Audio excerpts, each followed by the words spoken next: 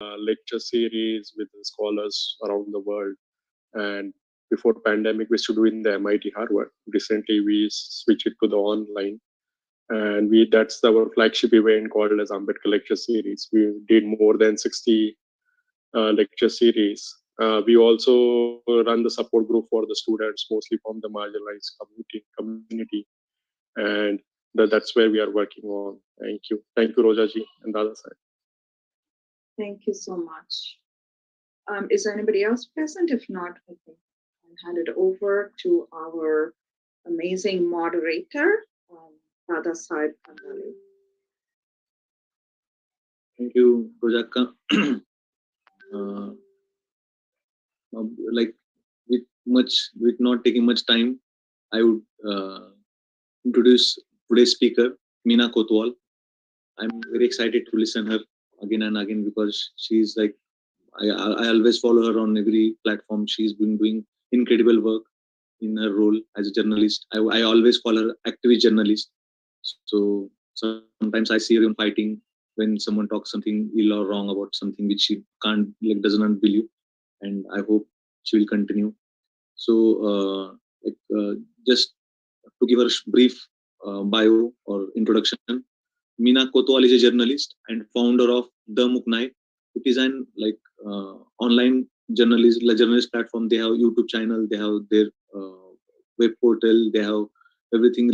They report all. They conduct all the reports or any news which are related to oppressed communities in India.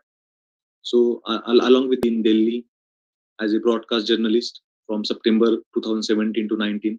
Apart from Muknaik, she also writes in The Wire, to circles.net, The Print, The Shudra, Youth Ki Awaaz, Feminism in India. And the highlight is her open letter to Kangana Ranaut was very widely shared and discussed. So that was one of her very initial and very staunch contribution in anti-caste and inner work of anti-caste. Along with that, she right now stays in Delhi, and as I said, she covers stories of all the oppressed group and communities in India, varying from scheduled caste, Muslim, minorities, ST, SC, and other kind of, especially women. And her stories on atrocities have been prominently considered and have got some kind of justice or some kind of recognition by police and other sources as well. So and she has done her journalism from India, and especially it is called Indian Institute of Mass Communication, Radio and Television. She has also done her MPhil, and today she is going to register for PhD, and her topic is going to be looking at Hindu code bill from Ambedkarite feminist journalist perspective. So I revealed it. Sorry, Meena. So looking forward for her that topic as well. And she has been awarded so many times from multiple this thing. I don't want to take time. I'm actually excited to listen to her. So over to you, Meena. Please enlighten us. Thank you, Dada. Thanks so much. Jai Bhim friends. First of all, I would like to thank all the organizers present here. They have invited me to speak on an important topic like journey of Dalit women in journalism. English is my limitation of words or not my feelings. There are existing a lot of inequality across the globe in the context of race, gender, caste, religion, etc. In South Asian countries and diaspora, one of the main reasons of social exclusion and inequality is caste and inequality, exclusion, and discrimination are all based on caste and sex in all the sectors whether is it a field of education, economy, politics, bureaucracy, judiciary, or journalism. No sector is exempted from this caste gender-based discrimination. Right now, when I am talking with you, there is innumerable discrimination happening based on caste and religion in India from where I come. Sometimes Dalit youth like Jitendra Meghwal is murdered for having a mustache, and sometimes Dalits are lynched for touching food at a party. It's not worthy that the number of Dalit Adivasi and Muslims killed in mob lynching are more. Caste discrimination continues in India for centuries, but the most dangerous thing is the silence of the so-called civil society. In such an era, when there are constant attacks on the underprivileged and minorities, then the role of Ambedkarite media institutions increases. Now I would like to throw light on my journey here.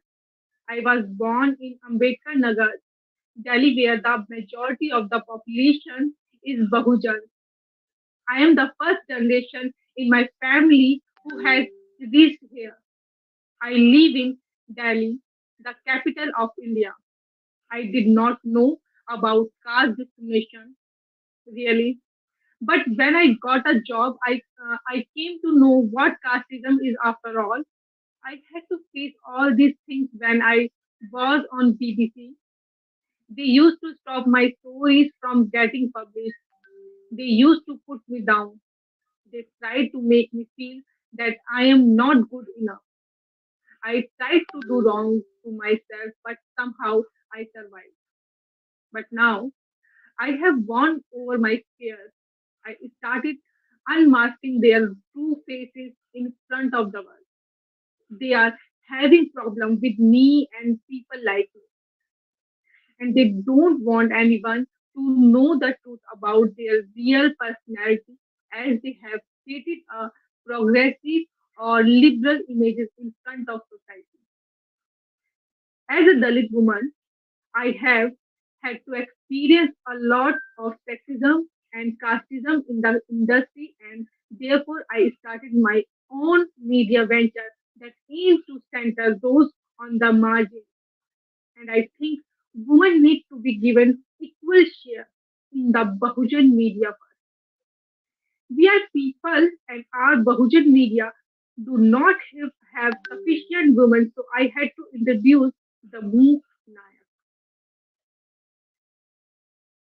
As a Dalit woman, I find mainstream media lacking the feminist anti-caste voice that should be centered to social justice. We were the first to break the story of a 9-year-old Dalit girl raped by the dominant caste priest on a cremation ground last year in the capital city in the India in uh, capital city of India. The 2022 Uttar Pradesh Assembly election was the first time the move night reported an election from the ground. Over the past 2 months, our team had spread out across UP to live and report from among the people, even through lack of finance prevented them from carrying out more extensive coverage. Quite a few of the stories we did remain outside the spotlight of mainstream media till today. Among them was a report on an area in Balia district that lack of electricity till today, 75 years after independence. Within a few hours of the story being released, the Balia Electricity Department took cognizance of it and promised to ensure power supply to the area within 3 months. True to our efforts, our team reached many UP districts to discuss issues related to Dalit, Adivasi, Muslim, women, poverty, unemployment, and education. We passed the microphone to those who had never been offered one and reached out those places where mainstream media had either not reached or chosen to overlook. At times, the MOOC night contingent had to witness scenes that brought a sharp realization of how backward our country continues to be stuck as it's in the muck of caste and religion. When our outlet, uh, when our outlet reached Dalit settlements to try and find out issues concerning them, many of the respondents were surprised to see us since even political leaders don't come asking come asking for their votes. I remember being told by a woman in a country, Dalit colony, that not even you want to touch us. You are practicing untouchability. Sim- Simply because I was wearing gloves and mask as part of COVID-19 precautions, they were talking to us from a distance, fearing a negative reaction if we touch each other. When I told them I was one of them, they freely shared their pain on camera. While reporting on the UP election, the MOOC Nayak found how untouchability continues in a village in Varanasi district, three quarters of a century after we gained independence. Similarly, an area in Bareilly has people reduced to living in the middle of a garbage dump, risking their lives. We were able to cover many such stories in our YouTube channel and website, aspects that have been ignored by the country, society, media for centuries. Although we did not have swanky cars, the movement team used whatever transport that could, hitching on motorbikes, using auto rickshaw and public transport to reach tiny villages and mofussil towns. Often, people suspected our journalistic credentials since they believe journalists only travel in a big car carrying huge cameras. I often get to hear to my disgust about मैं लड़कों से भी अच्छा काम कर रही हूँ. I am doing better work than the boys. Often press for women is challenged uh, channel channel through comparing them with the male figures. We were five siblings, four sisters, and the youngest brother. Our father treated us as our fathers treated as us equally, but the mother sometimes prioritized the son over the daughters. I often felt bad about this. That is why women are always required to prove themselves in every and where uh, endeavor. Women themselves are marginalized groups across caste, religion, and classes. However, the challenges multiply when you come from marginalized communities such as Dalit, Adivasi, and backward caste because they allow they also lack education and resources. When a marginalized woman makes progress, society attempts to push her back. I may have been born in Delhi, but it was a part of the city mostly inhabited by Dalits. Even there, a chasm of caste differences existed between the myriad subcastes within Dalits. I overcome these hurdles and went on to complete higher education. Till then, I had been largely protected from caste discrimination. Neither did I have any idea about the term nor about the process through which it worked. In school, I had a friend from the Gobi caste, a Dalit community, whose parents washed and ironed clothes for a living. I observed how she was always hesitant to reveal this fact and hid her identity among friends. Among friends. Today, she is married to a Savarna family, but as far as I know, she has not told her in-laws that her parents were clothes washers. Two of my other friends, almost all of whom were Dalits, were from the Chamar caste. I can't remember having a Savarna friend in school. Almost all the friends were hesitate and uncomfortable about their caste identity. I started getting fully exposed to caste and its implication only when I began studying in Jamia Millia Islamia and later joined the Indian Institute of Mass Communication. I started my career as a journalist with National Dastak, which covered news of marginalized community. One started feeling disheartened with writing day in, uh, day in and day out about how widespread casteism still is across the country, with people being killed or beaten senseless for actions such as keeping a mustache, riding a horse, sitting on a chair, or touching someone. On the other hand, Dalit Adivasi friends working in mainstream media would describe how they were not allowed to speak up or had to hide their identities.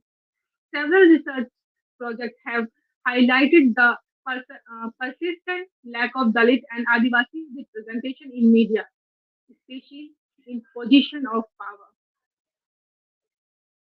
In this bleak scenario, I started wondering if it had been a mistake to join the media. That is why I headed back to academic and moved to Lucknow to pursue my MPhil. I had decided not to return to media, but while studying there, I came across an advertisement for a position in a leading media organization, and on my partner's suggestion, shifted back to journalism. However, in most national media, Savarnas dominate the spaces. Dalit Adivasi are not given due respect and opportunities, no matter how hardworking and honest they are. In short, the entire culture is against Dalit and Adivasi.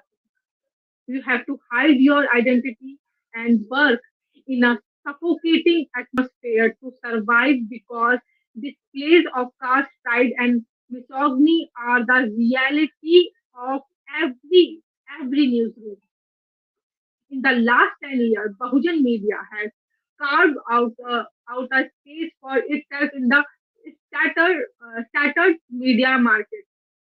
One of the reasons behind establishing the MOOC Nayak was that every year Dalit and Adivasi youth pass out of Mass Communication Institute and univers- and universities as young journalists, but lost hope after failing to secure jobs. They end up preparing for competitive exam or finding jobs in other sectors, while those who want to continue as journalists open their own venture. I faced a similar fate. After I left my job with a media organization, landing another became tougher. For a while, I survived an assignment for alternative media. I got the opportunity to work freelance for all major alternative media outlets. But this was not enough for me. Another disappointing aspect of Bahujan media was that even here, there was a dearth of women. How could a media outlet that sought to represent marginalized community overlook this doubly marginalized group? The hierarchy of man over woman exists across classes, religion, and caste. So how could Bahujan media accept it? It's hard to find Dalit women journalists in their industry. If men don't find a job, they they can afford to change career and or experiment. But women have very limited opportunities available to them. Dalit women face a bigger struggle, and therefore it's nearly impossible to locate a female Dalit journalist even in a metro city like Delhi. This become like biggest reason that drove me to launch my own media venture. I remembered Baba Sahib insisted insisted that the oppressed and marginalized should have their own media. In that context, women are on the last uh, echelon of power, with hardly anyone letting their voice be heard. After witnessing the discrimination meted out in mainstream media, Dr. Ambedkar launched his own outlet in 1920. This inspired me to launch a digital media venture named the Mook Nayak, named after his newspaper Mook Nayak. It has made significant progress now. Within a year, the Mook Nayak has gained recognition among nearly all media establishments in the country and is also being accessed overseas. However, the journey has not been easy. Some male journalists were unable to digest the success of a Dalit movement. I have consistently faced abuse and trolling, while others have told me that it's good you did not remain confined. It would have been impossible to do such good work had you remained there. It feels good to share this stress, but I have a question for them. Is this the only alternative? How many people can take this risk I took? How many can establish their own platform and make a name for the themselves?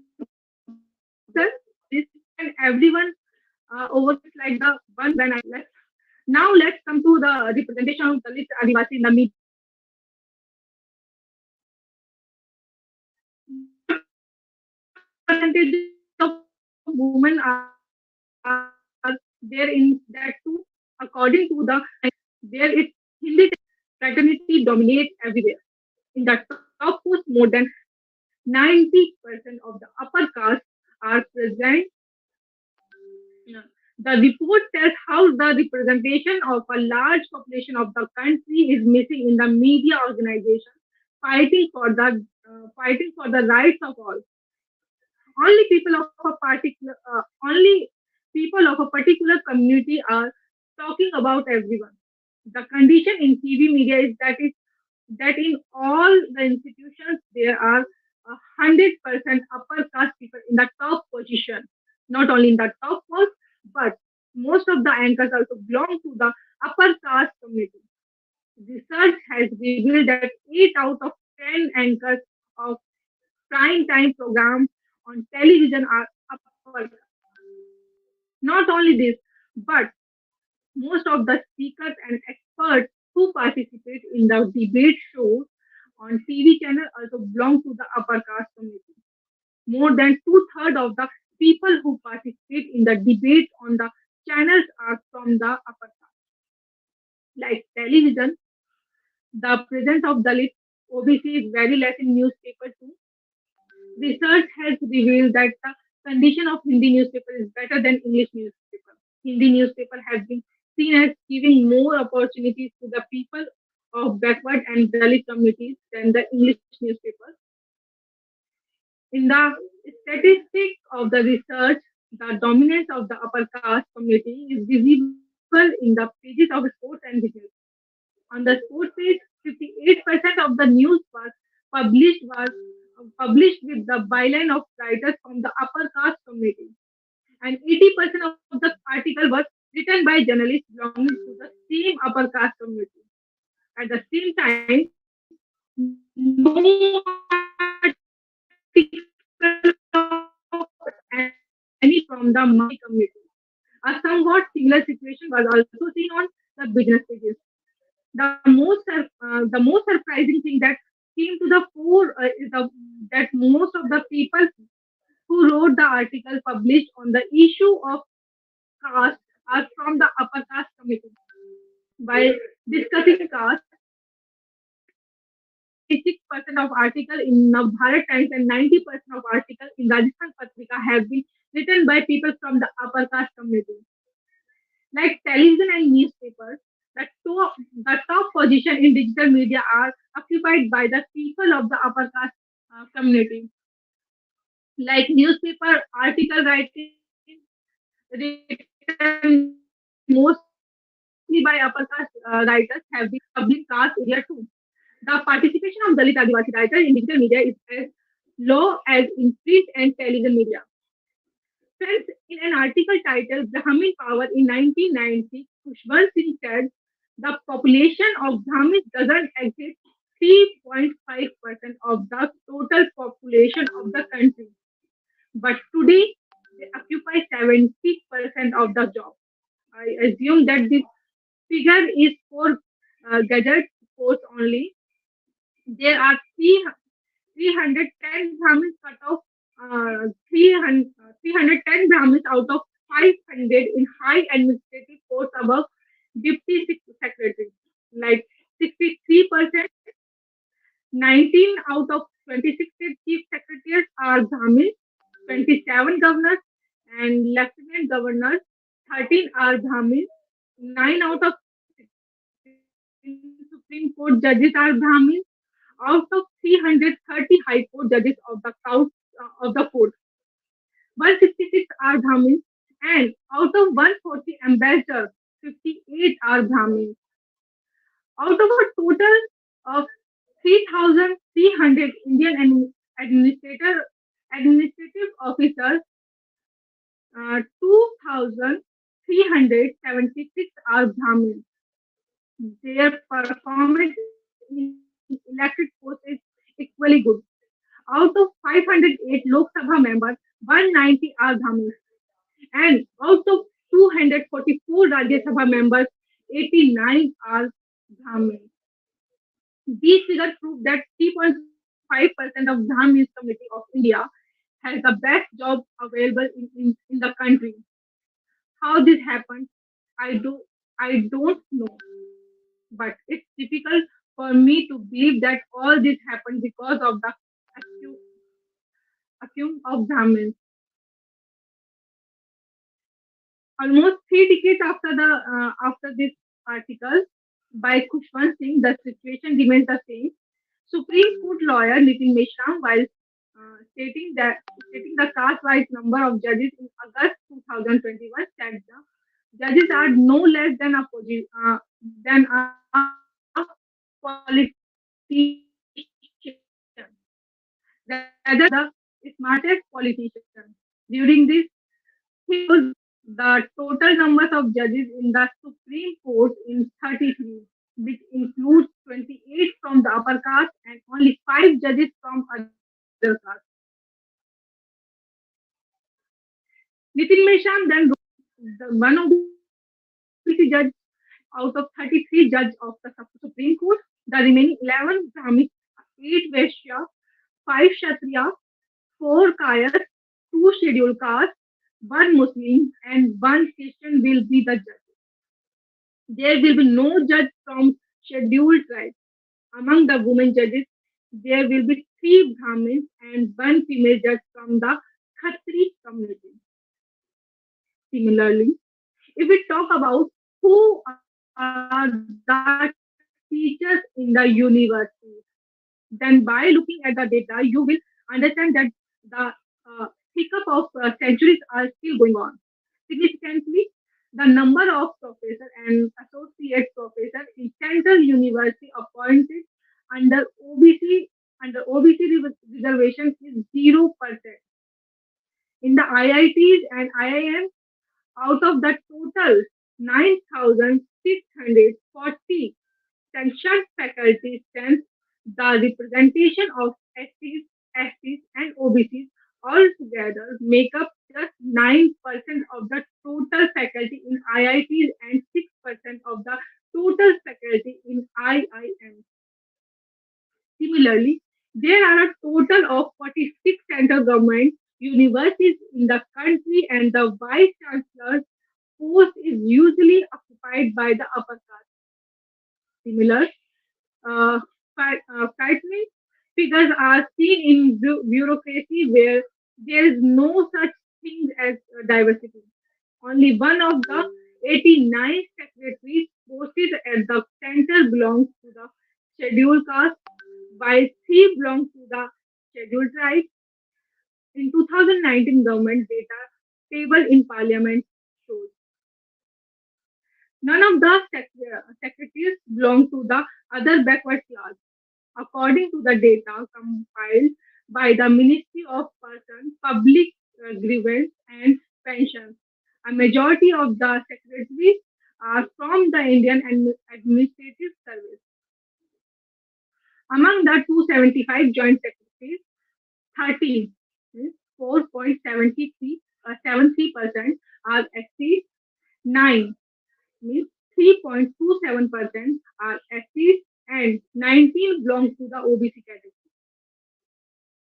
On the on the country, sorry, on the contrary, if we talk about which caste religion people are the most in the jails of India, then the figure are shocking. In a report of NCRB data related to prisoners lodged in jail has been given. These figures are shocking because it shows our condition of Dalits, Adivasi, and Muslim in the country. It states that the number of Dalits, Adivasi, and Muslim in jail is different in proportion to their population in the country. That is, according to the proportion of their population, their number in jail is more. Surprisingly, the figure for the year 2019 also shows that among the marginalized groups, Muslims are a community that has more pending cases than convicts. According to the report, by the end of 2019, 21.7% of Dalits were lodged in jail across the country. 21% of the under trials in jail were from the scheduled caste. Their total population in the census is 16.6%. In the case of tribals, the difference was even bigger. Most of these cases have been seen in Uttar Pradesh.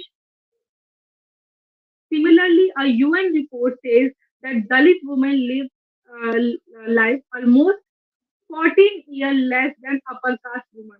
According to this report titled Turning Promise into Action, Gender Equality in the 2030 Agenda, a Dalit woman lives about 14.6 years less than an upper caste woman.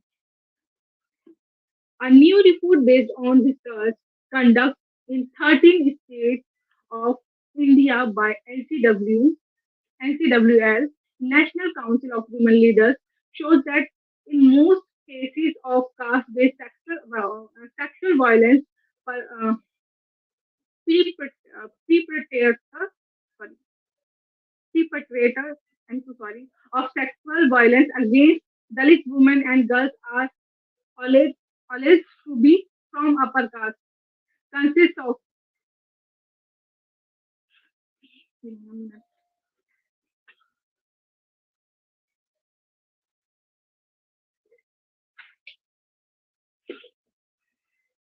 an alarming thing has also been revealed in the research that in more than half of the cases, 62% men and boys from upper caste groups have targeted Dalit girls below the age of 18 years.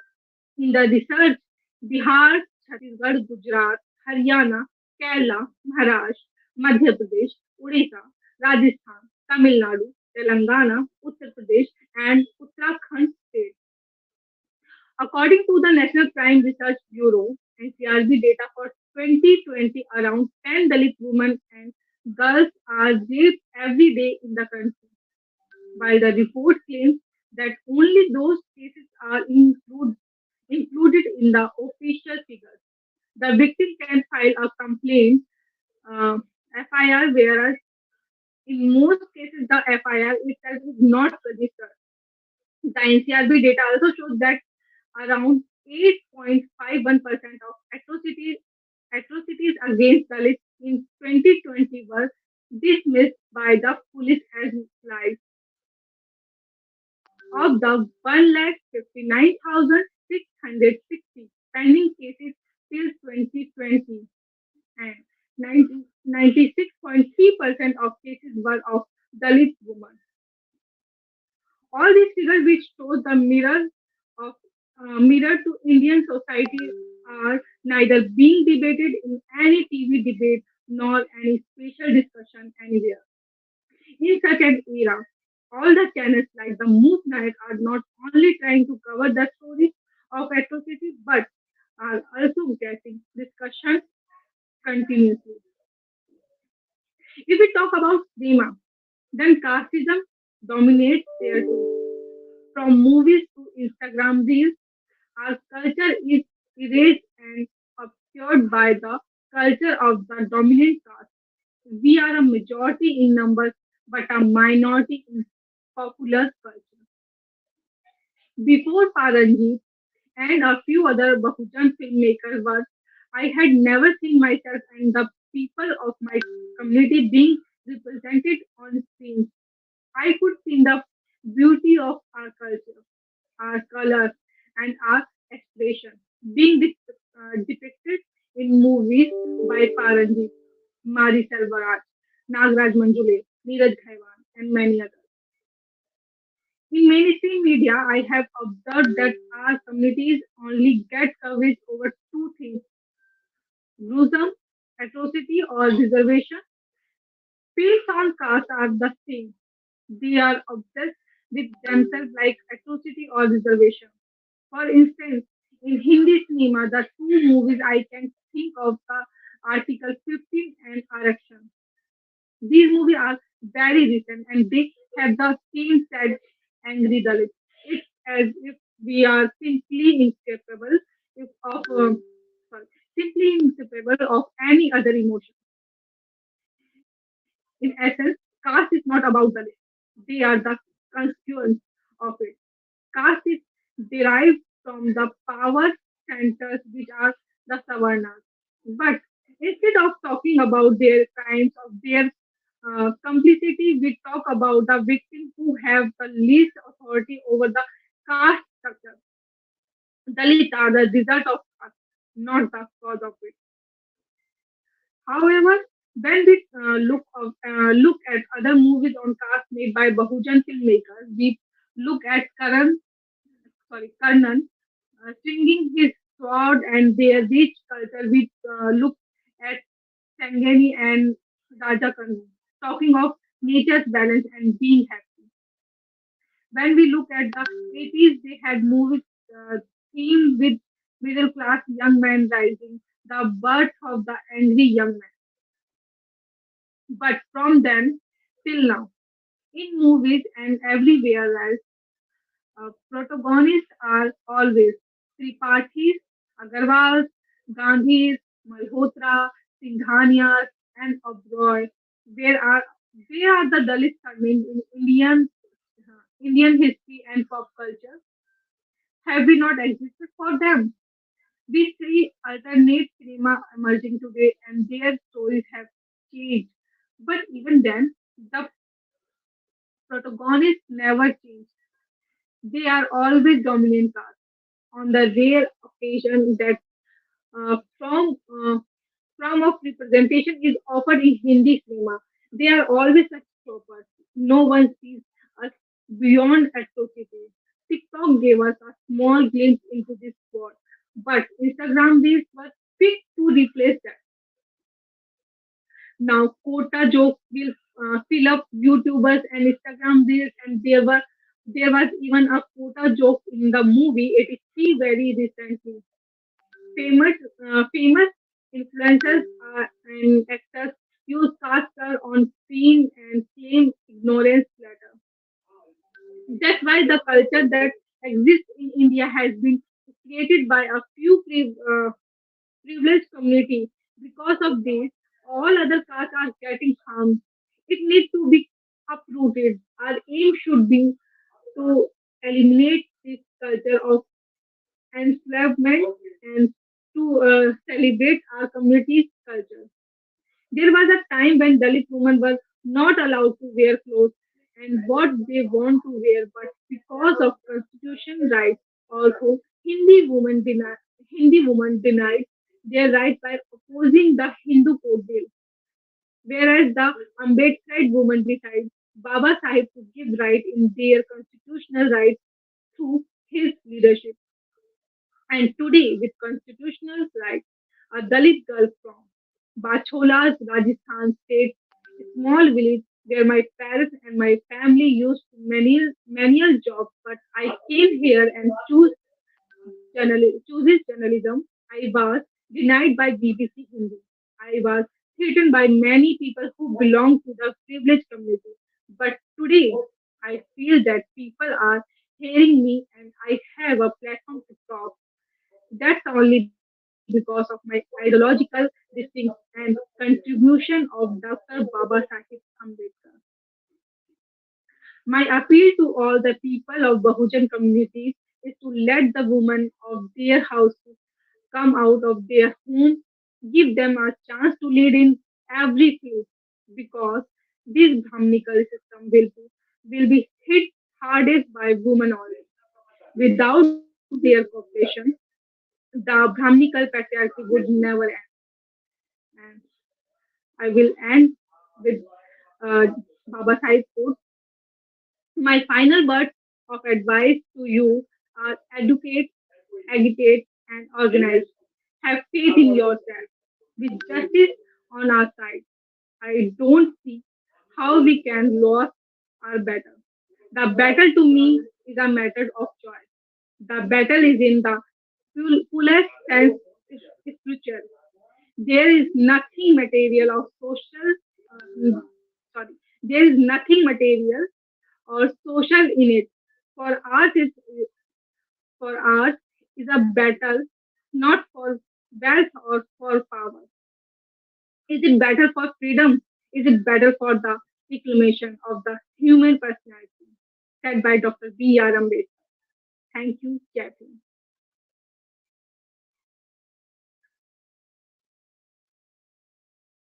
Thank you, Mina, for your such an powerful narration of your story. Just before going to question answer session, I would like to share like one thing because I have been following Mina a lot, so I know about a lot of her journey. One thing she missed, I think, so to add was and last on 25th December she organized like public burning of Manusmurti. So after that, she was threatened left and right by Hindu or Hindutva ideological people from various castes, and she was threatened in various not in the like, any ethical way. And the because of her work or because of her whatever you call it, UN has taken recognition of it, and UN has sent a letter to Indian government, like especially quoting Mina's experience. So, like when she was telling, like when women were not even able to wear clothes, but because of constitutional rights, she has got here. But not only national level, a woman coming from this background and making her presence feel by everyone.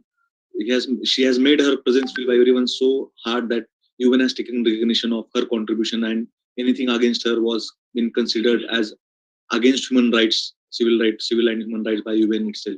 So this is very like I just wanted to say because just when she said that when a woman will get opportunity, and she is the live example. If a woman gets opportunity, like within short period of time, how much impactful she can be and what she can contribute is a very good example of that.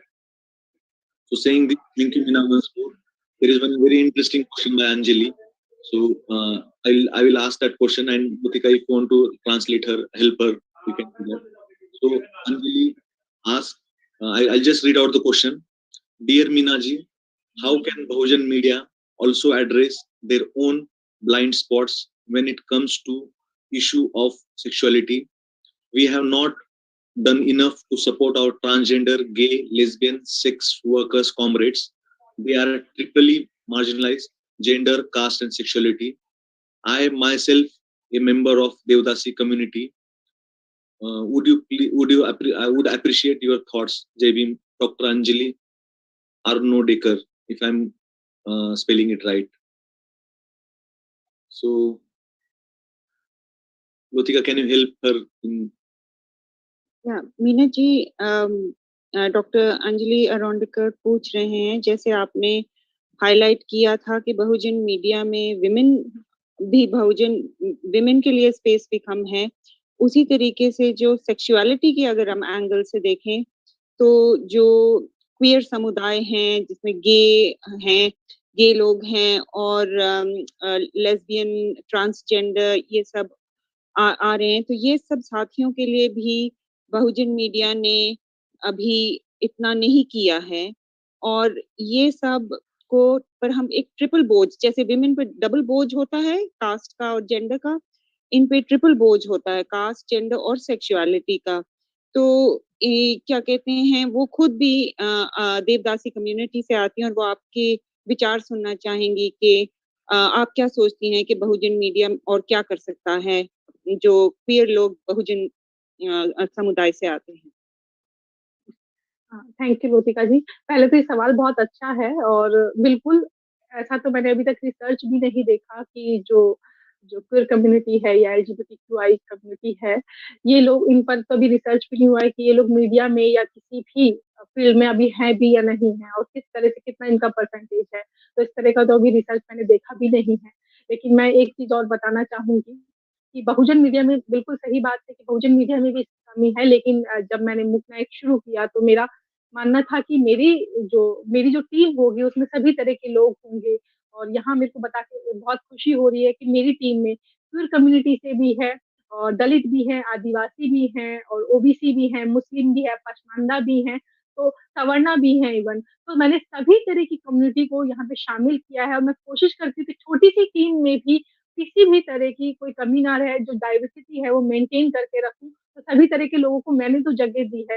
लेकिन बिल्कुल सभी जो आपका सवाल है वो इस सभी तरह के जो हाशिए पे खड़े हुए हैं और जो एलजीबीटीक्यूआई से जो आते हैं वो तो हाशिए के भी हाशिए पे खड़े हुए हैं, तो उनके चैलेंजेस तो और बढ़ जाते हैं क्योंकि उनको कभी एक्सेप्ट भी नहीं किया जा रहा है सोसाइटी में। तो उन लोगों को भी रखना बहुत जरूरी है क्योंकि उनकी आवाज और उनका दर्द वही बता सकते हैं, मैं या कोई और नहीं बता सकते। तो अच्छा है अगर वो लोग जुड़ेंगे। तो मैंने अपनी टीम में तो सबको जगह दी है और मैं उम्मीद करती हूँ कि इस तरह की वो अपनी जगह फिर से बनाएंगे क्योंकि हम लोगों ने जिस तरह से माइक छीना है, क्योंकि हमें भी माइक नहीं मिला था, हम तक भी माइक पहुंचा नहीं, तो हमने भी माइक छीना है। तो कोशिश कीजिए कि आप लोग भी आगे से आगे आए और अपनी बात रखें, अपना दर्द बताएं, क्योंकि कोई और आपका दर्द नहीं बता पाएगा, आपको ही अपना दर्द बताना पड़ेगा, वही ज्यादा अच्छा होगा। Thank you.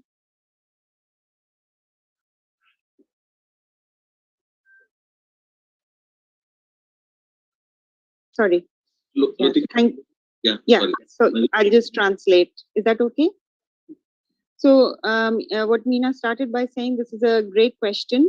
And as far as she has looked at the research, there has really been no research to show what percentage of people from the queer community more generally or from the Bahujan community are there in media. And we really do need this research. And she also said that certainly, yes, in the Bahujan media, they are not there. But in the MOOC Nayak, she has certainly made an effort to ensure that all people from all backgrounds are included. So this includes LGBTI people. They are there in the MOOC Nayak team, as well as, Pasmanda Muslims, Adivasis. It's not only Dalit people, but from Bahujan community and Savarna as well. So she is ensuring, Meena is ensuring that, the MOOC Nayak is certainly team is as diverse as possible. In this, she says, certainly, yes, the LGBTQ community is certainly the most marginalized of all marginalized. But she says, like we snatch the mic to give voice to our pain, I want to tell them, you need to do the same, that nobody is going to do this for you. And nobody can express your pain. You have to voice it and you have to tell it. And certainly in the MOOC Naik's team, she is ensuring that everybody is included, but we also need to make that effort to come and take the mic yourself. Thank you. Meena, if there's आपको कुछ और add करना है तो या मैंने ठीक बिल्कुल करेक्शन करनी नहीं बिल्कुल ठीक था। Thank you. Thank you so much. Just before asking one question, like if anyone wants to ask question, you can raise your hand or you can type in the chat box so that we'll take note of it. So there is one question from Rishabh. His question is, hi Meena, how does it feel now? Do you feel good at this position? Do you believe now that there will be opportunities and the coming decades will move towards equality and equity. Lutika, please translate the question and she can. जी, मैं बता देती हूँ। बिल्कुल देखिए आने वाले time में बिल्कुल अच्छा होगा ऋषभ, क्योंकि जिस तरह से हम लोग भी निकल के आए हैं, क्योंकि अभी तक अगर आपने देखा होगा तो सदियों से जो जो हम लोगों पे एट्रोसिटी हुई है, दलित आदिवासियों पे जो एट्रोसिटी हुई है, जो मार्जिनलाइज्ड कम्युनिटी है, उन पे जो एट्रोसिटी हुई है, वो लोग निकल के आए। और अभी तक आपने देखा होगा जो जो अभी जैसे खुशवंत सिंह ने भी बताया था कि 3.5% ही थे ये, लेकिन उनकी वो जो सभी जगह आपको दिख जाएंगे, 70% दिख जाएंगे आपको। लेकिन अब लोगों को समझ में आ रहा है, जो पढ़ लिख के लोग आ रहे हैं, जिस तरह से स्ट्रगल करके वो लोग आ रहे हैं आगे, तो वो लोग अब जानते हैं कि किस तरह से उनके राइट्स हैं, किस तरह से उनको काम करना है। स्ट्रगल है, पहली पीढ़ी अभी निकल के आ रही है कई परिवार में से, जैसे मैं भी अपने घर की पहली पीढ़ी हूँ, तो हम लोग निकल कर आ रहे हैं, हम जैसे लोग। तो हम लोग अब जानते हैं हमें आगे क्या करना है, तो चेंजेस तो आएंगे, लेकिन हमें चुप नहीं रहना है, हमें बोलते रहना है। जब तक हम अगर हम चुप रहेंगे और अब बोलेंगे नहीं, तो चेंज कभी नहीं आएगा। तो हमें बोलने की ज्यादा जरूरत है। हमें अपने अधिकार छीनने हैं यहाँ पे, मतलब हमें अधिकार मिले हुए हैं संविधान से, लेकिन यहाँ पे जो सोसाइटी है वो हमें अधिकार देगी नहीं, वो हमें कुछ देगी नहीं, तो हमें उनसे छीनना पड़ेगा, हमें अपनी जगह बनानी पड़ेगी। और हम लोग इसी इसी कोशिश में, हम लोगों का जो संघर्ष है वो इसी में है। Thank you, Meena. Thank you. So what Meena said in response to Risha's question was that she certainly feels good at this moment and is optimistic about the future. Yet certainly the atrocities that have been there for centuries, but the Dalit community and other oppressed communities are coming out of it. Like she referred back to when she mentioned about Kushwant Singh talking about how the 3.5% was 70% visible, but now with education and that the education that has happened till now, the oppressed communities, including Dalits, are coming out. Those who are managing to get this. So like Meena herself, though they are first generation still, those they are learning to and understanding what their rights are, what the constitution has given them as rights. They are learning to recognize them, and with that they are also, so people like Meena know what needs to be done, and also know that it is very important not to remain silent, that they have to keep speaking out, and they will not be handed their rights on a plate. They are going to have to fight for them, and people like Meena are doing it. Latika जी, एक बात और मैं add करना चाहूंगी इसकी। मैं एक उदाहरण देना चाहूंगी झुंड मूवी का, कि अगर आपने देखा होगा कि झुंड मूवी जो अभी बनी थी, तो जो इसमें मेन रोल है अमिताभ बच्चन, आज तक उन्होंने बात नहीं करी थी दलितों की, लेकिन इनकी मजबूरी बन गई कि अब इस तरह की मूवीज में इनको शामिल होना पड़ा, इस तरह के मुद्दे उनको उठाने पड़े। तो ये एक हम लोगों की पावर ही है कि अब ये कोई भी चुप नहीं रह सकता, हम लोगों को इग्नोर नहीं कर सकता। भले ही वो मूवी स्क्रीन पे बहुत ज्यादा दिन नहीं रही, लेकिन एक मजबूरी हम लोगों ने बना दी है कि आपको बात करनी पड़ेगी। हम लोग हैं, अभी हम लोग मौजूद हैं, हम लोग भी एग्जिस्ट करते हैं यहाँ पर, तो आपको हमारे मुद्दों पर बात करनी पड़ेगी। तो ये धीरे धीरे चेंज हम लोग लेकर आएंगे, और ये धीरे धीरे ही पॉसिबल होगा। Thank you, Meena. So Meena said, I would like to give the example here of the movie Jhund, which was released recently. And although it didn't stay in the cinemas for too long, but the main character in this movie is Amitabh Bachchan, whom, as we know, is one of the biggest actors in India.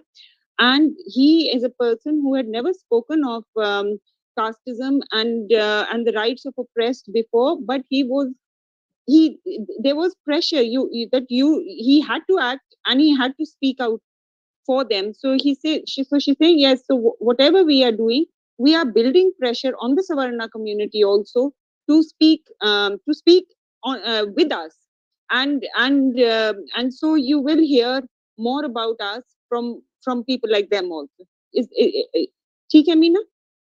Ji, thank you.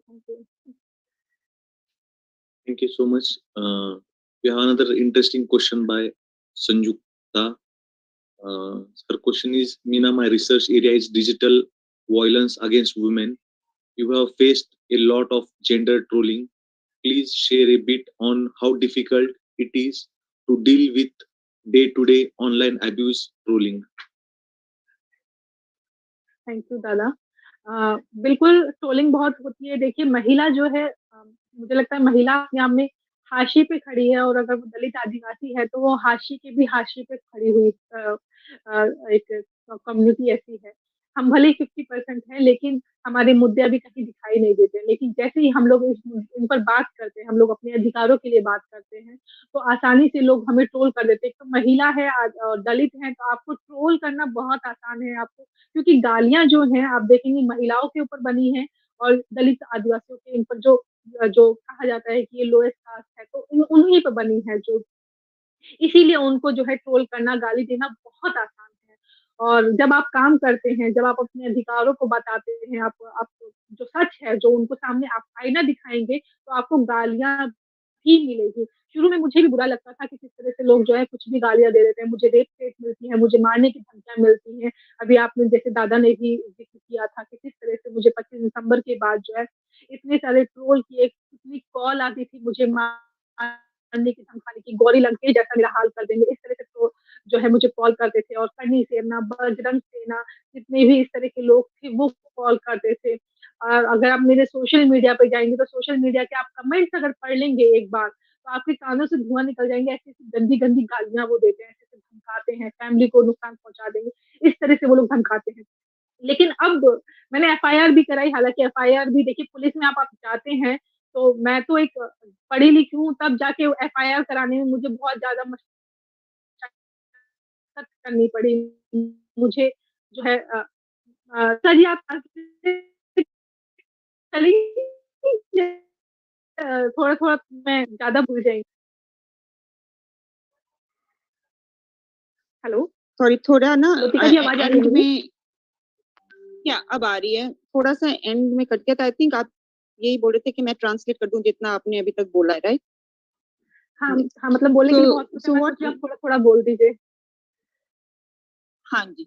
So what Meena has said till now is that certainly we are, as women, 50% of the population.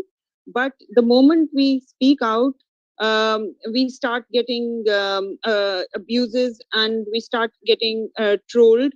This is because the slurs and the abuses are all based on sort of their casteist, they're misogynist, and it's very easy for people to target us.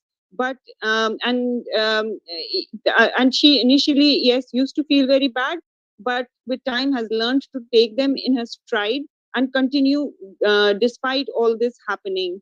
In this, she has received rape threats, physical violence, more physical violence, and as Dada Saheb Kandle had pointed out on what happened on 25th December, after the burning of the Manusmriti on 25th December. Meena received many phone calls, threatening phone calls, and she was even told that you would have the same fate as Gauri Lankesh, whom, as we know, what happened with Gauri. And she says, if you look at my social media and you read the comments there, your ears will burn. The comments are so bad. And she said, I did go to register an FRI. Now I am an educated woman. But even then, I had so much difficulty in getting an FIR registered. तो इसके बाद थोड़ा सा clear नहीं था कि FIR अभी हो गया है रजिस्टर या नहीं, मीना जी?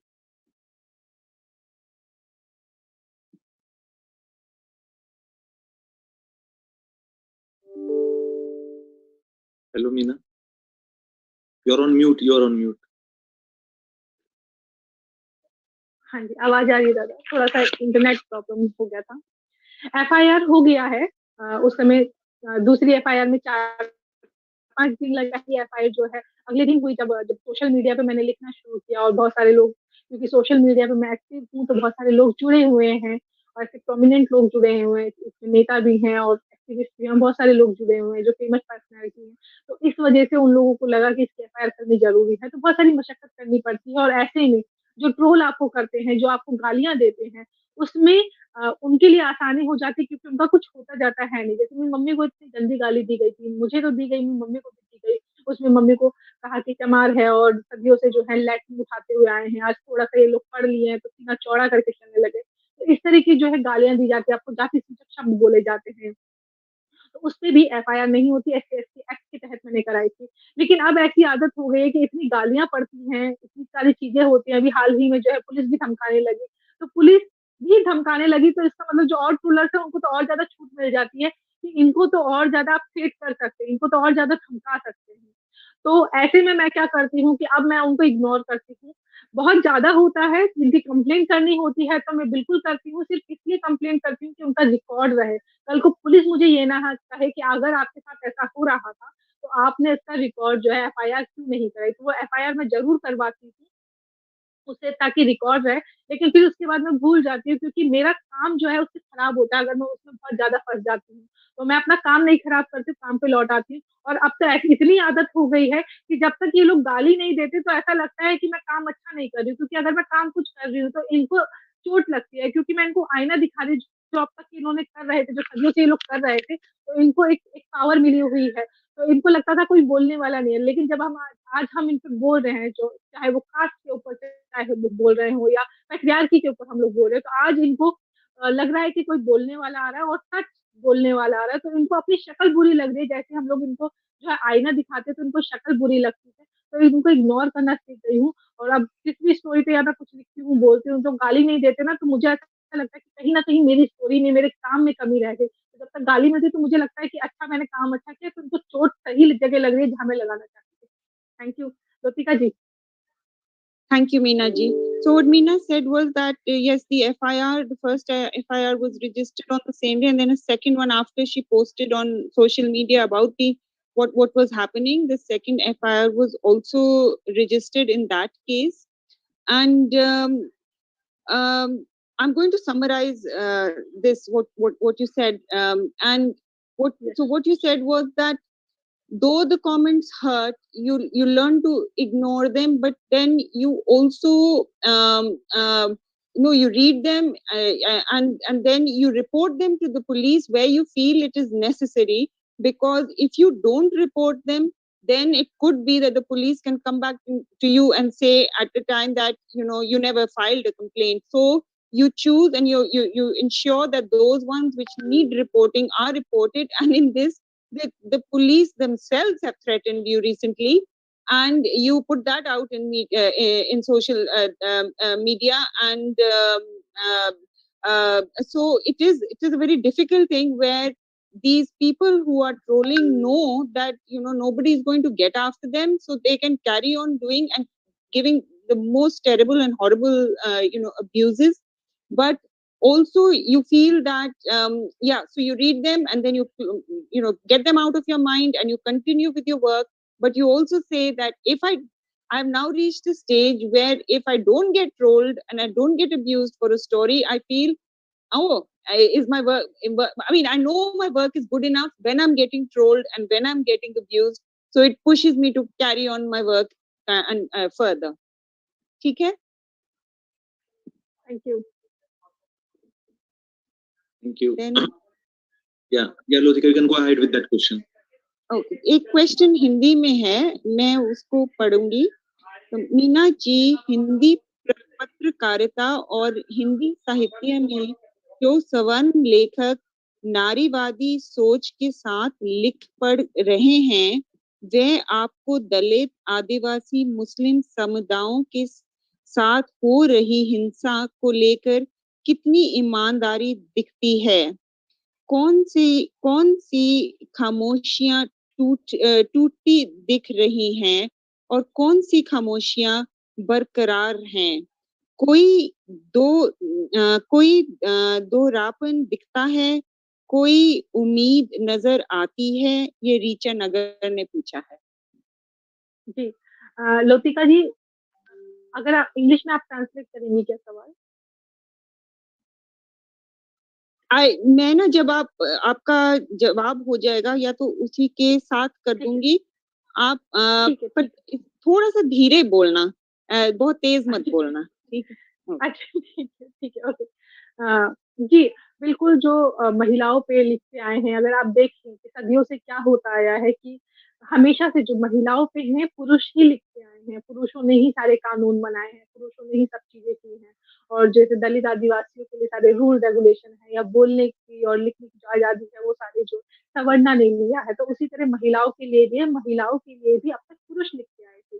तो अब जो पुरुष लिख रहे हैं महिलाओं के लिए, आप अपने आप को महिलावादी कहते हैं, फेमिनिस्ट कहते हैं, तो वो उसमें भी अगर आप देखें तो आप फेमिनिज्म पे तो बात करते हैं, लेकिन उसमें जो चीज छूट जाती है वो है दलित, आदिवासी या हाशिए पे खड़ी जो महिला है, उसकी बात करना छोड़ देते हैं वो लोग, उसके बारे में बात नहीं करते हैं। कई सारे ऐसे मुद्दे आते हैं कि वो लोग महिलाओं पे बात ही नहीं करते। महिलाओं पे बात करना सिर्फ ये नहीं होता कि पीरियड्स हो गया या क्या कहते हैं कपड़ों पहनने की आजादी हो गई या स्मोक करना है, ड्रिंक करना है, ये उसकी खुद की चॉइस है, वो बिल्कुल कर सकती है। लेकिन इसके साथ आपको जो महिलाओं को दरकिनार कर दिया गया है या जिन पर बात नहीं की जा रही, उन पर भी बात करनी पड़ेगी। क्यों वो लोग आज तक उन पर बात नहीं कर रहे थे? जैसे मैंने अभी हाल ही अभी बताया अपने इस पीछे कि यूएन की रिपोर्ट कहती है कि सवर्णा महिला 14 साल ज्यादा जीती है दलित महिला से। और अभी हाल ही में मार्च में 2022 में मार्च में भी एक रिपोर्ट आई थी, उसमें भी ऐसे ही कहा था कि दलित, आदिवासी और सब तरह की कैटेगरीज में दिखाई गई थी। जो अगली जाति की महिला और पुरुष है, वो जो लोअर कास्ट महिला और पुरुष है उनसे ज्यादा जीती हैं, उसमें भी आप 5 से 8 साल तक का गैप है। लेकिन उन उन विषयों पे कोई बात नहीं करता, उन मुद्दों पे कोई बात नहीं करता। क्यों नहीं बात करते? क्यों वो मिस रह जाता है? क्या आपको जो मार्जिनलाइज कम्युनिटी है, जो महिलाएं हैं, जो इस कम्युनिटी से आती हैं, उनकी बात किए बिना फेमिनिज्म पूरा हो सकता है? अगर आप बाबा साहिब को देखें तो बाबा साहिब सभी तरह की कम्युनिटी की महिलाओं पे बात करते थे। फातिमा शेख को देखे, सावित्री बाई को देखे, तो सावित्री बाई, फातिमा शेख अभी क्यों मौजूद है, अभी क्यों आए हैं? मतलब ये तो बहुत पहले से है, लेकिन बहुजन आइकन है, इन पर अभी क्यों बात होने लगी है? क्योंकि इसी कम्युनिटी के लोग आए हैं और इन पर बात करना उन्होंने शुरू किया है, इन पर पढ़ना शुरू किया है। अब तक क्यों नहीं बात हो रही थी? अब तक क्यों इनकी किताबों में नहीं पढ़ाया जा रहा? तो यही सारी कमियां हैं, यही सारे सवाल हैं उन्हीं लोगों से कि क्यों अब तक वो लोग गायब थे। तो ये कैसा फेमिनिज्म है कि आप सिर्फ एक तबके की महिलाओं पर बात करते हैं? ज्योतिका जी, उम्मीद है आप थोड़ा धीरे बोला है मैंने। Yes, thank you very much. So the question was that those journalists in the Hindi media, the Savarna journalists who write on feminist issues, women's issues, but and वहाँ आपके दलित के साथ हो. So, do they? Is Meena seeing whether they are picking up, the issues related to Dalit, Muslim, Adivasi women or not? And if which silences here have been broken, but which silences are still continuing? What is Meena's thoughts on these? So Meena said that certainly that for a very long time we have seen that journalism has been mainly men and Savarna men who write about, who have been writing about women, who have been writing about marginalized communities.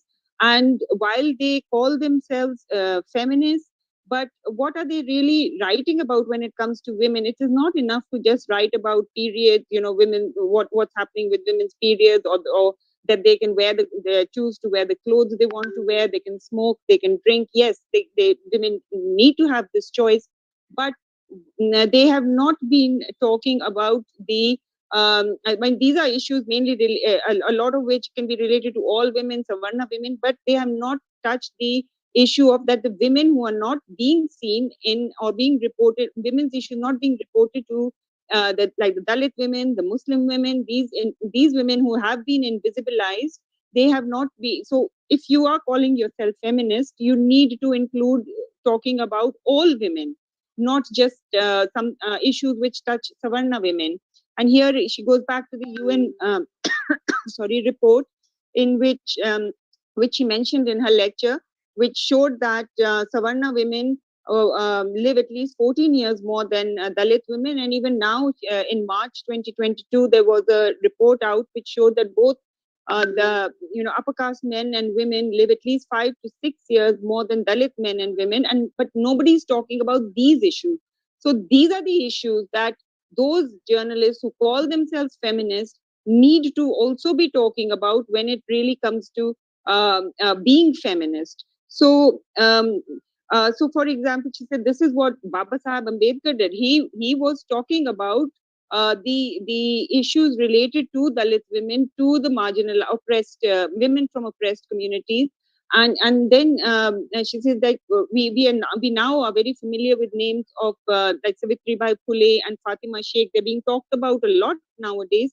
But why? Why is this happening? Is because the women from those communities have come out and reminded us and told us about them, and now everybody is talking about them. So if really we want to be feminist, and for feminism to be complete, we need to ensure that we bring in the intersectionality of caste and with gender, and ensure that all women are talked about and not just the issues related to Savarna women. ठीक है? कुछ miss तो नहीं हुआ? नहीं. Yeah, thank you, Lutika. Actually, you are very efficiently translating that. Or that's what I'm feeling, because I know a little bit Hindi and little bit English. So thank you so much. Very appreciated. Thank you so much. And there is one more question. Hazel, by Hazel, he asks, BJP's victory in the recent elections in UP, Punjab. Sorry, it's UP only UP. UP, Punjab was blamed on the SC, ST support for them. If this is true, in spite of their anti-Dalit stance, why do they support the right-wing forces? Also, if true, how can this be addressed before the national elections in 2024? Thank you दादा. देखिए, अगर आप इसको इस तरह से देखें कि अभी वो जो समाज है वो पढ़ा लिखा नहीं है, उनको नहीं पता है कि क्या करना है क्या नहीं करना, तो वो जो उनको उस समय, देखिए अगर आप देखें कि बाबा साहिब को, मैं खुद अम्बेडकर नगर में रहती हूँ, यहाँ पे जो है ज्यादातर बहुजन रहते हैं, दलित रहते हैं, लेकिन यहाँ पे भी आज भी कमी है कि मैं अम्बेडकर नगर में, डॉक्टर भीमराव अम्बेडकर नगर में रहती हूँ, लेकिन फिर भी यहाँ पे अम्बेडकर को उस तरह से नहीं जानते जिस तरह से जानना चाहिए. यहाँ पे भी जो है आपको हनुमान जयंती मनाते हुए दिख जाएंगे, लेकिन अम्बेडकर जयंती नहीं हुए दिखेंगे, वो लोग ही नहीं, वो नहीं जानते हैं फातिमा शेख कौन है, वो नहीं जानते सावित्रीबाई फुले कौन है, वो नहीं जानते हैं अपने राइट्स के बारे में. तो जब इलेक्शन आते हैं तो इलेक्शन के टाइम पर इन लोगों को हिंदू तो बना दिया जाता है, इन लोगों को अपने राइट्स नहीं बताए जाते, इनको ये नहीं बताया जाता कि आपको कौन से अधिकार है कौन से नहीं. उनको एक समान अधिकार तो मिला नहीं, उनको समान मनुष्य मतलब इंसान नहीं समझते हैं. जैसे ही इलेक्शन खत्म हो जाते हैं, दलित दलित हो जाता है, आदिवासी आदिवासी हो जाता है, मुस्लिम मुस्लिम हो जाता है, लेकिन इलेक्शन के टाइम पे उनको एक जैसे हिंदू को हिंदू बना दिया गया, मुस्लिम को मुस्लिम बना दिया गया. लेकिन यहाँ पे आप देखेंगे तो उन तक बाबा साहिब नहीं पहुंचे, उन तक राम सीता पहुंच गए, उन तक हनुमान पहुंच गए. तो ये जो स्ट्रेटेजी है, तो उस समय आप देखेंगे कि किन लोगों को वो साथ जाएंगे, क्योंकि उनको तो पता ही नहीं है अपने राइट. जैसे मैं अगर लोतिका जी आप ट्रांसलेट कर दीजिए थोड़ा सा, और आगे मैं बोलना चाहूंगी. Yes. So what Meena has said till now is that that the part of society, these sections of society, the marginalized people we are talking about, are still a lot of them are still not educated. So like she lives in a place called Ambedkar Nagar, but where the most of the population is Dalit population. But even in that Ambedkar Nagar, a lot of people don't know about Dr. Ambedkar. They will celebrate Hanuman Jayanti, but they don't know about Ambedkar or about Savitri Bai Phule or Fatima Sheikh, because all that they are hearing about is more about Ram and Hanuman, and particularly they don't know their rights as well because of the lack of education. And when elections come, unfortunately, they are told that they are part of the Hindutva, they are part of the Hindu, they are Hindus, but and on that basis they are their votes are taken, but nobody talks to them about their rights. They are not really considered as humans actually by the politicians, who use this strategy of just reaching out and giving people the Hindu identity or the Muslim identity all only at the time of elections. After that, they just ignore them. Thank you. जैसे मैं बता रही थी कि जैसे मैं बिहार में गई थी, तो बिहार में जब मैं रिपोर्टिंग करी थी तो मैंने उनसे पूछा कि वो किसको जानती हैं, तो उनके सामने मोदी एक फेस थे, वो और लोगों को नहीं जानती थी। जबकि वहाँ पे जो डोम समाज से जब मैं मिली थी, वहां तक तो उनको वोट लेने भी नहीं आता था कोई, और जो उनके बच्चे हैं उनको स्कूल में उनको पढ़ने नहीं दिया जाता था, अलग से वो बर्तन लेकर जाते थे, अलग से खाना खाते थे। लास्ट में जो मिड डे मील मिलता है, मिड डे मील में भी जो लास्ट में खाना बचता है उसमें भी पानी मिला के उन बच्चों को दिया जाता था, उनको डांटते थे, उनको पानी नहीं पीने देते थे, उनको खाना नहीं खाने देते। लेकिन फिर भी वो नहीं जानते कि वो दलित हैं, और मतलब इस इतने मतलब इस तरह से इस कम्युनिटी से हैं कि वो हिंदू कैटेगरी में नहीं फिट बैठते हैं, फिर भी वो हिंदू हैं, फिर भी वो छठ भी मनाते हैं, वो सारी चीजें वो करते हैं जो एक हिंदू करता है। तो उनको हिंदू तो बना दिया गया, उनको दलित नहीं, और दलितों की कोई बात नहीं करता। अभी जैसे कई सारे लोग कह रहे हैं कि जो यूपी में जो रिजल्ट आया है उसमें दलितों का सबसे बड़ा रोल है उनके जीतने में। तो मैं उनसे ये पूछना चाहती हूँ कि कितने लोगों ने इतनी मेहनत करी है, उनके उन दलितों के घर घर जाके उनको बताया उनके राइट्स के बारे में, कितने लोग वहां पे पहुंचे थे कि आपके क्या राइट्स है, आपको क्या राइट्स मिला हुआ है, और आपको कास्ट की वजह से क्या नुकसान हो रहा है, तो उन्हीं से पूछना चाहिए। उन्होंने कुछ मेहनत नहीं करा, लेकिन रिजल्ट के बाद सारा जो ब्लेम है वो दलितों पर ही मर देते हैं। तो ऐसे थोड़ी ना काम चलेगा, आपको जगाना पड़ेगा, आसपास के लोगों को बताना पड़ेगा कि आपको कौन से आप किस कैटेगरी में है और किसकी वजह से क्या नुकसान है और क्या फायदे हैं। उनको अपने अधिकारों के बारे में बताना पड़ेगा, तब उन्हें फायदा मिलेगा, तब शायद वो थोड़ा सा एजुकेट हो पाएंगे, तब वो अपने अधिकारों के बारे में जान पाएंगे। Thank you Jyotika ji. Thank you, Meena. So what Meena then said, like when she went to Bihar during the elections, and she was talking to the sorry, what community का नाम एक बारी फिर से बोलेंगे? Dome. Yeah, she particularly went to and talked to people of the Dome community who are a Dalit community, and she said, whom do you know? Whom are you aware of? And the only person they knew was about Narendra Modi, because they'd only seen his face. And she said when she heard about the children, the children get a midday meal in the school, and but she said the Dalit children were having to carry their own separate utensils to take to school. They were fed separately after the Savarna children, in which the food was watered down. It was diluted before being. So you have little leftover food. You're adding more water to it, and then feeding the Dalit children their midday meal.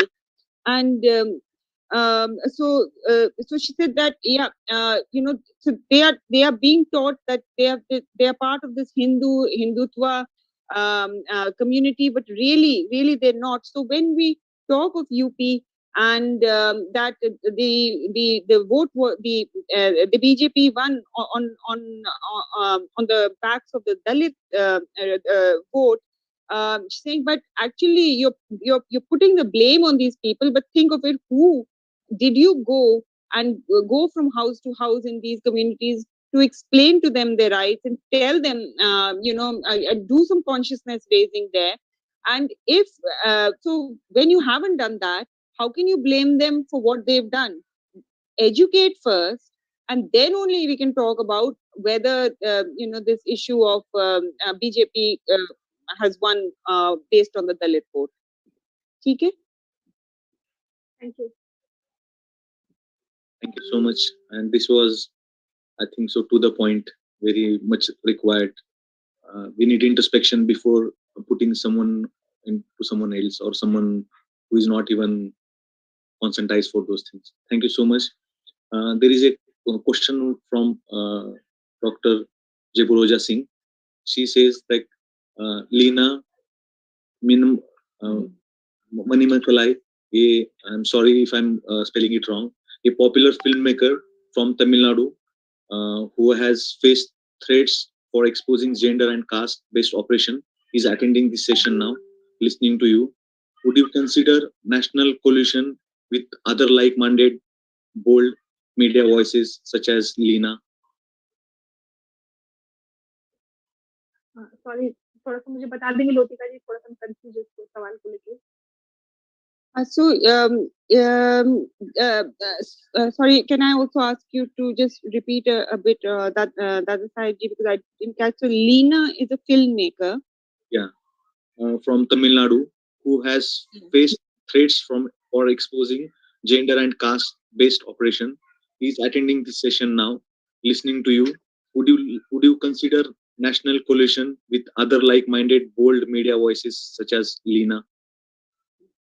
तो हाँ, वो कह रहे हैं कि जो एक film maker है लीना, सॉरी मैं पूरा नाम अभी नहीं ले सकती, जो आपको सुन रहे हैं अभी ऑडियंस में है, एंड इन्होंने भी ये कास्ट और जेंडर को लेकर फिल्म्स बनाई हैं जिनके कारण उनको भी बहुत ट्रोलिंग और अब्यूज मिली हैं। तो वो पूछ रहे हैं कि आप मुख्य नायक ऐसे लोगों के साथ मतलब जुड़ना और एक बड़ा प्लेटफॉर्म सोशल मीडिया का क्रिएट करने का ऐसे सोच रहा है या सोचेंगे?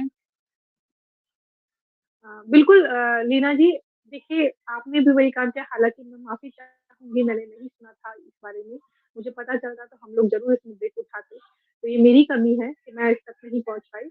लेकिन हाँ बिल्कुल हम लोग अगर आप हमसे जुड़ना चाहेंगे और इन मुद्दों पे बात करना चाहेंगे तो हम बिल्कुल कोऑपरेट कर सकते हैं किस तरह से वहाँ से, क्योंकि साउथ में अभी कोई नहीं है मूक नायक को रिप्रेजेंट करने के लिए, वहाँ पे हम मतलब लैंग्वेज है, आप जानते ही एक लैंग्वेज बैरियर है, हम लोग वहाँ भाषा नहीं आती और उनको यहाँ की भाषा नहीं आती, तो कोई एक ऐसा मिल जाए जो बीच का, जिसको दोनों तरफ की लैंग्वेज आए और उधर की स्टोरीज लेकर आए और उधर के बारे में हमें थोड़ा और बता सके, तो ये तो हमारे लिए बहुत अच्छा होगा कि वहां से भी चीजें निकल के आएंगी और देश भर जो है वहां के भी मुद्दों पे बात होगी। Thank you. So what Meena is saying, thank you, Lina, and she's apologizing that she did not know about what happened with you. And this is, but if she did know, yes, certainly they would have, reported it in the MOOC Nayak. And Meena is definitely open to coalition in which saying the problem is partly is language becomes, as you need somebody who knows is bilingual both and can work across north and south sort of linguistic barriers, because there is nobody from the Muknaik right now who is based in the south and working from there. That is their limitation at the moment. But if there is somebody who could work across these barriers and connect people like yourselves with the Muknaik and Meena, then certainly they would like to report and tell the stories of what is happening in the south as well. Thank you. Okay. Thank you so much. There are a couple of questions, but I feel like I'm taking this question on priority because I can read that much Hindi. So this is in Hindi. Yeah. So it's already over time, but I would really appreciate if you answer this question. It is by Kuldeep Singh. He asks, it is in Hindi, I'm reading it. Meena ji, क्या आप थोड़ा दलित शब्द के बारे में बोलेंगी? क्या इसको इस्तेमाल करने से खुद के लिए एक हीन भावना होती है? इससे कैसे बचे? Thank you Dada Saheb. देखिए बाबा साहेब ने तो ये शब्द का इस्तेमाल नहीं किया था, ये बहुत पॉलिटिकल शब्द था उस समय, लेकिन इस समय जो है मुझे लगता है कि हम अपनी आइडेंटिटी से छिपे क्यों और हमें क्यों क्यों ना बताए, क्योंकि इससे जो है लोग ज्यादा समझते हैं। अगर आप बहुजन कहेंगे या शेड्यूल कास्ट कहेंगे तो लोग इतना नहीं समझ पाते हैं जितना, जैसे दलित अगर आप कहेंगे तो सामने वाले को लगता है, और दलित के आधार पर वो आपके साथ जो है डिस्क्रिमिनेशन कर रहा है, दलित के आधार पर जो है आप मूछ, जैसे मैंने कई सारे उदाहरण भी दिए अपने स्पीच में कि मूछ नहीं रखने देते, घोड़े पे नहीं चढ़ने देते, सिर्फ दलित की वजह से उनका घोड़ी से तो रिश्ता है लेकिन आपके साथ वो रिश्ता नहीं बनाना चाहते, तो हम इससे क्यों पीछे हटे, हम ये हमारी आइडेंटिटी है, तो मुझे नहीं लगता कि हमें इससे बचना चाहिए, छिपना चाहिए। तो पता नहीं, मुझे तो कोई प्रॉब्लम नहीं है, लेकिन हाँ कई सारे लोग कहते हैं कि हमें दलित शब्द इस्तेमाल नहीं करना चाहिए, लेकिन मुझे तो इसमें कोई दिक्कत नहीं लगती है। Thank you, Meena ji. So the question was, by Kuldeep Singh, was that what does Meena think of the word Dalit itself, and whether what she thinks of its use, and whether using it gives a feeling of inferiority or something by itself. So what Meena replied was that Baba Sahib himself did not use this word. It was a very political word at that time. But now she feels that why should we hide from it? Most people are familiar with this word. People know us as Dalit. And if you use the word Bahujan or something else, then you are actually then the effect of the atrocities that are committed in the name of the or the identity of the Dalit, that can get invisibilized. So, for example, the young men who have been murdered just because they Dalit men who have been murdered just because, or abused because they kept a mustache, or they wanted to ride a horse for the wedding. This is all this discrimination is happening because they are Dalit. That is the reason for the discrimination. So she herself does not feel this is our identity. This is how we are identified. So Meena does not feel a problem in using the word at all, though she understands and recognizes that there are some people who do think that differently. And but yeah, ठीक है. एक उदाहरण मैं इसमें देना चाहूंगी लोटा जी, मेरे दिमाग में भी आया। अगर आप चमार कहें तो देखिए चमार के नाम पे गाली देते हैं आपको। तो मैं एक ऐसे शख्स को जानती हूँ, मुंबई में है वो, और उन्होंने चमार स्टूडियो बनाया था। अगर आप सर्च भी करेंगे चमार स्टूडियो, तो चमार स्टूडियो उन्होंने बनाया क्योंकि चमार के नाम पर उन्हें बहुत शुरू से गाली दी गई, उनकी आइडेंटिटी पर गाली दी गई, सवाल उठाए गए। ठीक है, चमार के नाम पर, चमार पे कई सारी गालियाँ आप जानती भी हैं। तो उन्होंने उसको अपना स्ट्रॉन्ग पॉइंट बनाया और चमार स्टूडियो बनाया कि अब मैं इसको जो है अपनी पावर बनाऊंगा, इसकी पहचान बनाऊंगा। तो आज उनको प्राउड होता है, वो प्राउडली कहते हैं कि हाँ चमार है, और हम क्यों शर्माए या हम क्यों बताने से डरे। ऐसा ही दूसरा उदाहरण है, एक रमेश भंगी हैं जो मेरे फेसबुक पे भी जुड़े हुए हैं। ठीक है, तो वो भी, उनको भी कई सारे लोग कहते हैं कि भंगी शब्द क्यों लगाना, कास्ट से है तो भंगी शब्द क्यों लगाना। लेकिन भंगी शब्द छिपाना भी क्यों, अगर हम इस कास्ट से हैं तो क्या दिक्कत है, इंसान है हम, हमें इक्वल राइट्स मिले हुए हैं, तो हम क्यों छिपाएं अपनी identity.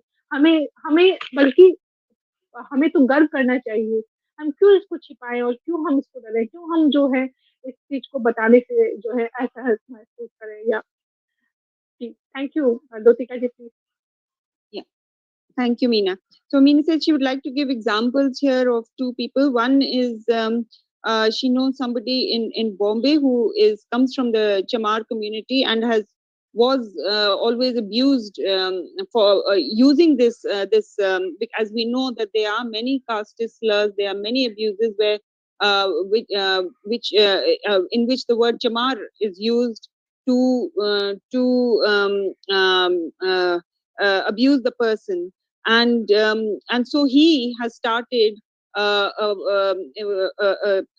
what he calls Chamar Studios, and he says, I'm going to use my identity as my strong point, as this is from where I'm getting my power, and this is my identity. So why should I hide it? Why should I feel afraid of it?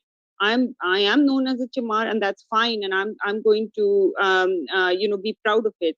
And similarly, she mentioned there is a person called Ramesh Bhangi, right? Yeah. Who is also associated with Meena on Facebook. And he also feels that, people ask him, why do you write Bhangi with your name? And he says, why not? This is how I am known. This is my part of me. But I have equal rights as anybody else. That doesn't make me less human. So why should I feel ashamed of it? And it's fine. I will be, I will fight for my rights based on and continue saying who I am. Thank you. Thank you so much. Although I'm so sorry for the questions. Like people have a lot of questions, but unfortunately we are already 7 minutes due. So it shows how relevant Meena's work is. So because questions are not ending, but time has come to end. I really heartily apologize for everyone that who has asked question and I could not ask those questions. And I felt this answer was a concluding one, and a hope or like in future what is required. Because like as during my work I say that caste is a kind of mental disease of feeling superior or lower. If today the lists are not feeling lower by using or feeling like something oppressed by using word Dalit, then it is their maturity. It is that they have come out of that mental status quo that they are lower to someone, and it is part of the annihilation of caste. And it is not the ultimate goal, but it is the process. And our end goal is we have to annihilate caste, as we call ourselves Ambedkarite or any other names or anything. Our ultimate aim should be to end the long-lasting religiously sanctioned slavery, which is against any human ethics or any whatever you call it. So we have to end that. And with this note, I would like to really thank Meena for her, more than Meena, Dhara, her little kid, who gave her so much time and to allowed her to talk for like spend time with us for 1.5 hours. So thank you so much, Meena, and we would really love to collaborate with you in future, to like to learn from you and to enhance your work globally or any other way. We are really looking forward to work with you, and we'll surely discuss this in details after this. And I would like to conclude by sharing everyone here that on 19th May, on the occasion of 93rd birth anniversary of Malcolm X, we have organized a talk by two Panthers, one founding member of Dalit Panther J.V. Pawar and other one Cornel West. So please join on 19th May, 7:30 p.m. Like US time and 5 a.m. India time. So thank you so much for joining and looking forward for the next talk. Thank you, Jai and looking forward to meet you everyone. Thank you so much. Thank you, Dada. Thank you so much. Thank you.